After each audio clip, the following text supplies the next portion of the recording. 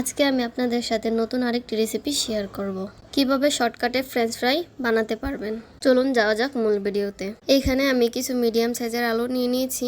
আলুগুলোকে ভালোভাবে ছিলে নেব। আলুটাকে আমি ভালোভাবে ছিলে নিয়েছি।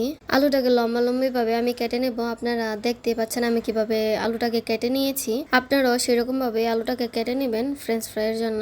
এখন আলুগুলোকে ভালোভাবে ধুয়ে নিব যাতে আলুর মধ্যে কোনো রকম স্টার্চ যেন না থাকে। অন্যদিকে একটি পাতিলে পানি নিয়ে নিব। এর মধ্যে দিয়ে দিব সামান্য পরিমাণে লবণ, ধনিয়ার গুঁড়া, জিরার গুঁড়া এবং মরিচের গুঁড়া দিয়ে পানিটাকে বলক তুলে নেব। ধুয়ে রাখা আলুগুলোকে দিয়ে দিব। দিয়ে 3 মিনিট সিদ্ধ করে নিব। সিদ্ধ করে রাখা আলুগুলোকে একটা ঝুড়িতে নামিয়ে নিব। আলুগুলোকে কিন্তু আবার পানি দিয়ে ধুইতে যাবেন না। আলুগুলো যখন ঠান্ডা হয়ে যাবে সে পর্যায়ে আমি একটি কড়াইতে কিছুটা তেল নিয়ে ছেড়ে দিব। আলুগুলোকে ডুবো তেলেতে আলুগুলোকে ভেজে নিতে হবে। হাফ ভেজে আলুগুলোকে নামিয়ে নিতে হবে। এর 10 মিনিট পরে আবারও আলুগুলোকে ভাজতে হবে। আমি ছোট বড় আলুগুলোকে আলাদা করে নিয়ে নিয়েছি। এখন বড় আলুর স্লাইসগুলোকে আগে ভেজে নেব, তারপর ছোট আলুর স্লাইসগুলোকে ভাজবো। এরকমভাবে ভাজলে আলুটা ক্রিস্পি হয়, যাতে খেতে অনেক ভালো লাগে।